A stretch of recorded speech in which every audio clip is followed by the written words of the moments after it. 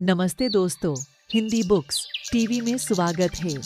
रामायण के संदर्भ में जो सबसे अधिक पूछे जाने वाले प्रश्नों में से एक है, वो है कि मृत्यु के समय रावण की आयु कितनी थी। इसको समझने के लिए हमें बहुत पीछे जाना होगा, क्योंकि समय की जिस गणना की बात हम कर रहे हैं, उसे आज का विज्ञान नहीं समझ सकता।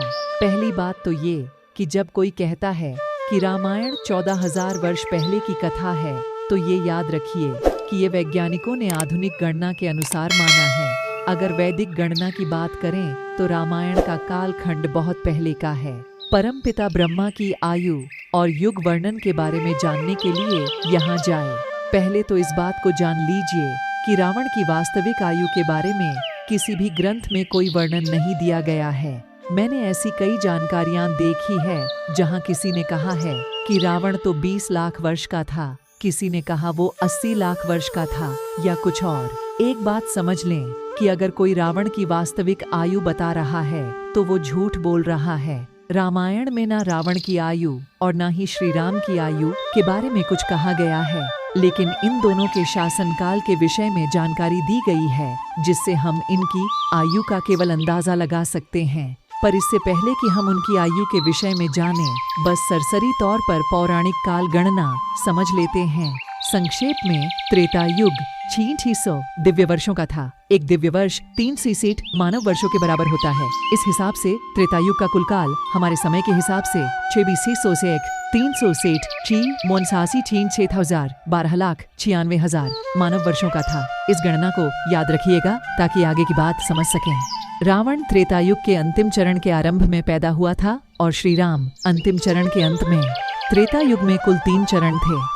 रामायण में ये वर्णन है कि रावण ने अपने भाइयों कुंभकर्ण एवं विभीषण के साथ 11,000 वर्षों तक ब्रह्मा जी की तपस्या की थी। इसके पश्चात रावण और कुबेर का संघर्ष भी बहुत काल तक चला। इसके अतिरिक्त रावण के शासनकाल के विषय में कहा गया है कि रावण ने कुल 72 चौकढ़ी तक लंका पर शासन किया। एक चौकढ़ी में कुल 400 वर्ष होते हैं, तो इस हिसाब से रावण ने कुल 28,428 वर्षों तक लंका पर शासन किया। इसके अतिरिक्त रामायण में ये वर्णित है कि जब रावण महादेव से उलझा और महादेव ने उसके हाथ कैलाश के नीचे दबा दिए, तब रावण 1000 वर्षों तक उनसे क्षमा याचना, उनकी तपस्या करता रहा और उसी समय उसने शिव स्तोत्र तांडव की रचना की। हालांकि ऐसा उसके लंका शासनकाल में ही हुआ, इसीलिए इसे मैं अलग से नहीं जोड़ रहा। तो रावण के शासनकाल और तपस्या के वर्ष मिला दें तो 11,000 प्लस 18,800 क्षाका 3,300 वर्ष तो कहीं नहीं गए।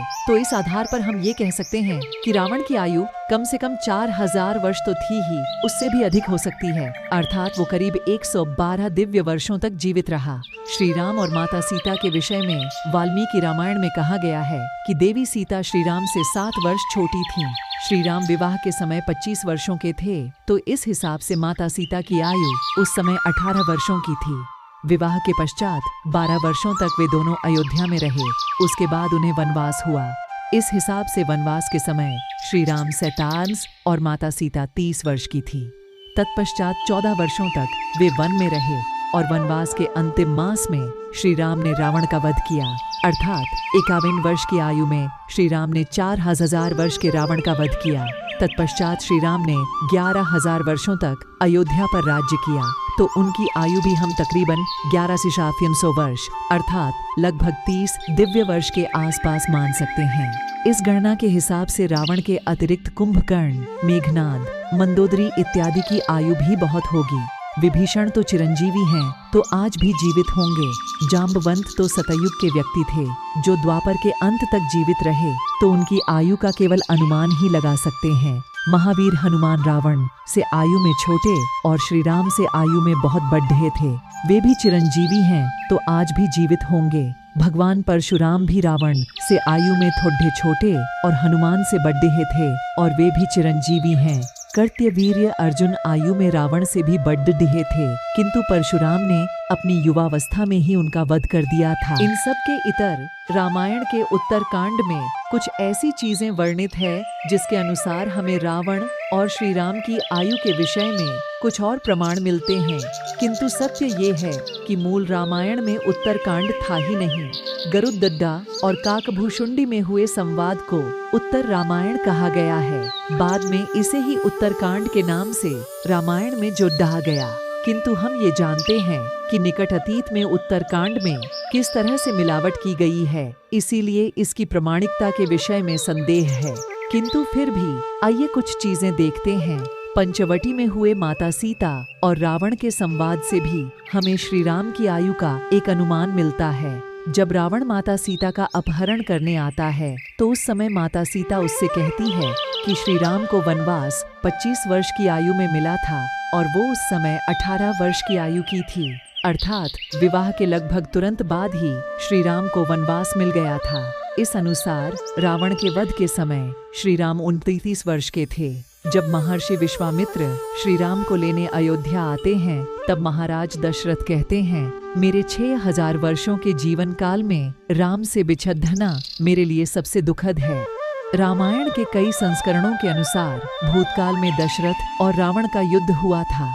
इस हिसाब से रावण की आयु और भी अधिक हो जाती है। रावण के 6 श्रापों में से एक उसे महाराज अनरण्य से मिला था, जो श्री राम के पूर्वज थे। वे श्री राम से 36 पीढ़ी ही पहले जन्मे थे। इस अनुसार रावण की आयु और भी अधिक हो जाती है। इन सब से इतर स्कंद पुराण में कुछ ऐसा लिखा है जिसके अनुसार रावण किसी और चतुर्युग का व्यक्ति बन जाता है। स्कंद पुराण के अनुसार रावण ने कुल 55 शारह 5 करोड़ DDR 7,000 वर्ष शासन किया था। इस हिसाब से आप रावण की आयु का केवल अंदाजा ही लगा सकते हैं। कुछ लोग ये सोच रहे होंगे कि किसी व्यक्ति की आयु इतनी अधिक कैसे हो सकती है, किंतु हमारे पुराणों में चारों युग के मनुष्यों की औसत आयु और कद का वर्णन है, और ये सभी मनुष्यों के लिए है, न कि केवल रावण और श्री राम जैसे विशिष्ट लोगों के लिए। हालांकि रावण जैसे तपस्वी और श्री राम जैसे अवतारी पुरुष की आयु वर्णित आयु से अधिक होने का विवरण है। जैसे जैसे युग अपने अंतिम चरम में पहुंचता है, वैसे वैसे ही मनुष्यों की आयु और ऊंचाई घटती जाती है, अर्थात सतयुग के अंतिम चरण में जन्मे लोगों की आयु और ऊंचाई सतयुग के ही प्रथम चरण में जन्मे लोगों से कम होगी। आइए इस पर भी एक दृष्टि डाल लेते हैं। सतयुग आयु 18,000 वर्ष, ऊंचाई 21 हाथ। त्रेता युग आयु 1000 वर्ष, ऊंचाई 14 हाथ। द्वापर युग आयु 1000 वर्ष, ऊंचाई 7 हाथ। कलयुग आयु 100 वर्ष, ऊंचाई 4 हाथ।